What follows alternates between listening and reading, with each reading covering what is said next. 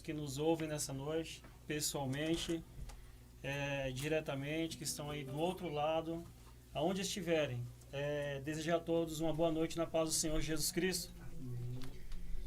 Eu creio que a razão máxima de estarmos aqui nessa noite, a razão máxima de vocês estarem nos assistindo aí nessa noite, aonde você está, mesmo que seja em outro estado, a razão que te coloca em condição hoje de estar diante desse programa é por um ato soberano de Cristo Jesus na cruz do Calvário. Estamos aqui porque Deus é bom e sua misericórdia dura para sempre. E diante desta bondade, desta misericórdia, desta graça imerecida, nós nos colocamos diante de vocês essa noite, falando a vocês sobre o grande amor de Deus, sobre a grandeza do nosso Deus. Um Deus que é tão grande, um Deus que é soberano, um Deus que comanda todas as estrelas de milhões e milhões de galáxias, um Deus que se assenta na sala de comando do universo. Ele se importa contigo nessa noite. Um Deus que, mesmo sendo tão grande, Ele escolheu flutuar 9 meses na barriga de uma virgem só por te amar. Porque Deus é amor. Amém? Nós queremos falar nessa noite, o maior princípio de salvação na história foi pregado para um homem sozinho à noite, que foi para Nicodemos, porque Deus amou o mundo de tal maneira que enviou seu Filho Jesus Cristo. Mas o maior princípio de adoração, que é onde nós vamos ficar aqui, nos deter um pouco nesse tema, foi pregado para uma mulher sozinha, que estava tirando água do poço, para aquela mulher samaritana.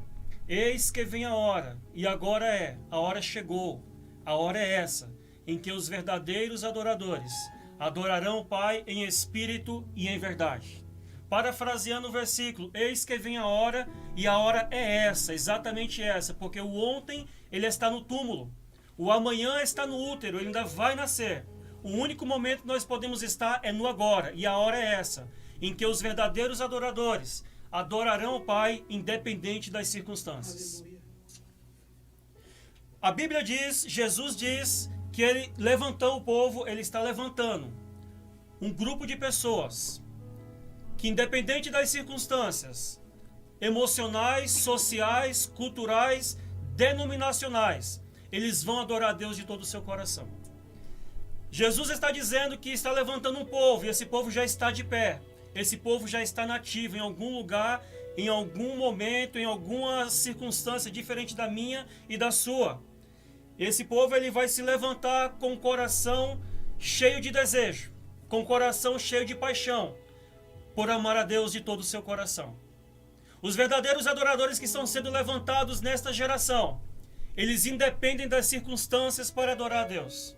Os verdadeiros adoradores que estão sendo levantados nesta última hora da igreja na terra, eles vão adorar a Deus porque simplesmente amam a Deus. Eles não dependem de condições financeiras, eles não dependem de condições muitas vezes sociais. Tudo o que eles querem é estar na presença de Deus. Tudo o que eles querem é adorar a Deus de todo o seu coração. Então, se o tema é esse, adoração, o que vem a ser então exatamente adoração? Adoração é amar a Deus de todo o seu coração. Adoração é amar a Deus de todas as tuas forças. Adoração é amar a Deus de todo o teu entendimento. Adoração é amar ao teu próximo como a ti mesmo. Quando a gente olha para a história de Jó, um homem que foi fuzilado pela dor, um homem que foi esmagado pelas percas, porque em apenas um dia perdeu todos os seus filhos. A história daquele homem estava nos seus filhos, e ele perde num dia só. E ele diz essa frase que todos nós conhecemos, mas que poucos de nós vivemos. O Senhor me deu, o Senhor tirou. Independente do que eu tenha, independente do que eu ganhe, é do Senhor. Independente do que eu faça, independente do que eu não faça. Porque muitas vezes, em um momento de louvor na igreja, em um momento de adoração, que nós dizemos assim, na igreja, porque a adoração é muito mais profundo do que nós imaginamos. O mais importante em uma música que fazemos na igreja não é aquilo que nós fazemos, é aquilo que nós não fazemos. O mais importante quando você louva a Deus com os teus lábios e com a tua afinação e com a tua voz, não é o que você faz, o mais importante é o que Deus faz. Porque não é exatamente o louvor que liberta, o que liberta é Deus através do louvor. Então quando olhamos para essa história do patriarca Jó, Um homem que sofreu como sofreu. E quando você olha para o livro de Jó, ele vai fazer 16 perguntas para Deus, 16 questionamentos a Deus. Deus não vai responder nenhum questionamento de Jó. Quando Deus age sem nos dar respostas, eis um tema.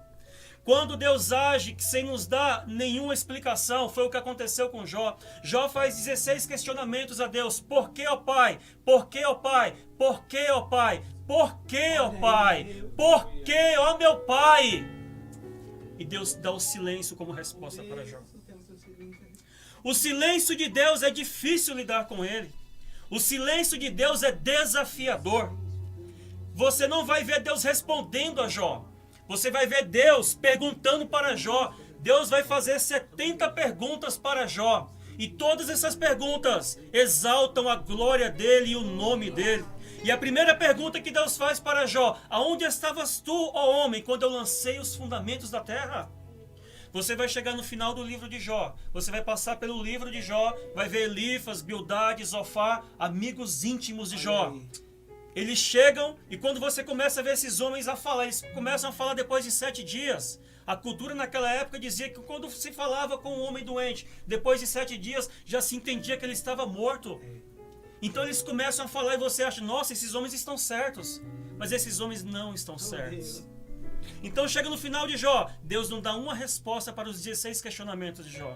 Pelo contrário, mas no silêncio de Deus, Jó é restaurado, Jó é abençoado, Jó vai ser prosperado, Jó vai ser avivado, Jó vai ser renovado. Deus não precisa responder para você ser abençoado. O silêncio de Deus pode curar a tua vida hoje. O silêncio de Deus pode transformar a tua vida hoje. E quando chegamos no final, a gente já conhece a história. Deus prosperou aquele homem muito mais. Por quê? Porque adoradores de verdade adoram ao Pai independente das circunstâncias. E a hora é essa. Esse programa não é simplesmente para apresentarmos a você uma boa música, uma boa mensagem, um bom louvor. É para te desafiar onde você está aí agora, nos ouvindo. A te dizer que esse momento que nós estamos vivendo é um momento de eu e você se levantar e amar a Deus de todo o nosso coração. Porque isso é a verdadeira adoração. Quando falamos de verdadeira adoração, nós falamos também de Abraão no Monte Moriá. Quando ele sai com seu filho, Isaque, há um questionamento da parte do filho. Pai, para onde vamos? Nós vamos adorar, filho. O coração daquele homem estava partido. O coração daquele homem estava esbagaçado, vamos dizer assim. Porque ele estava vendo que Deus estava pedindo para ele. Deus estava pedindo o seu único filho, que ele tanto sonhou, tanto pediu, tanto amou, tanto almejou, tanto desejou, tanto planejou. E o que vai acontecer? Abraão está disposto a dar para Deus o sonho de consumo da sua vida. E quando eles sobem para aquele monte a adorar o Senhor, aquele cutelo vai subir de uma forma, mas ele vai descer diferente. Porque no momento da descida, o cutelo de Abraão sobe no silêncio, mas o cutelo de Abraão não desce no silêncio. Ele desce com uma resposta, e aquela resposta troveja no Monte Moriá. Por quê? Porque verdadeiros adoradores são aqueles que estão dispostos a ir até a morte por amor ao seu mestre. Aleluia! Quando chegamos no Novo Testamento, olhamos para Jesus na sala de um certo homem chamado Simão. A história nos diz que aquele homem foi curado de lepra. Jesus o curou aquele homem, mas parece que a lepra ainda estava no seu coração. Porque ele não tinha misericórdia das pessoas que estavam ali, porque vai aparecer uma mulher ali, uma mulher chamada Maria, e aquela mulher ela vai quebrar um vaso de alabastro e vai derramar aos pés do Senhor, e este vaso ela quebra como símbolo daquilo que ela estava querendo mostrar do seu coração. Aqui vale uma aplicação para mim e para você. É impossível adorar ao Senhor de todo o coração sem se quebrantar. Porque Deus, primeiramente, Ele não se impressiona com o som da nossa voz. Porque Deus ele não se impressiona com o som do nosso instrumento, mas Deus se impressiona com o som do nosso coração. E eu te pergunto nessa noite, tem som de coração quebrantado aí? Tem som de coração contrito aí, coração que foi quebrantado pela cruz de Jesus Cristo e que hoje vive simplesmente prostrado, dizendo: Deus, eu quero mais de Ti. Deus, eu quero mais do Teu Espírito. Deus, eu quero mais da Tua Palavra. É impossível quebrar o vaso de alabastro e não exalar perfume.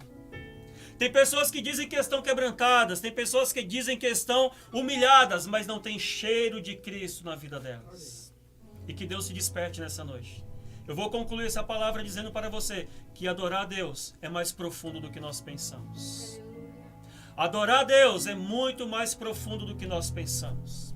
Cantar na igreja é muito importante, mas a adoração a Deus num todo é muito mais profundo do que nós pensamos. Que Deus te abençoe nessa noite. Que Deus te renove nessa noite. Que Deus te desperte nessa noite. Que Deus te ilumine nessa noite. E que o Espírito Santo possa trazer um avivamento para a tua vida nessa noite. Um renovo nessa noite. Em nome de Jesus Cristo. Amém? Amém.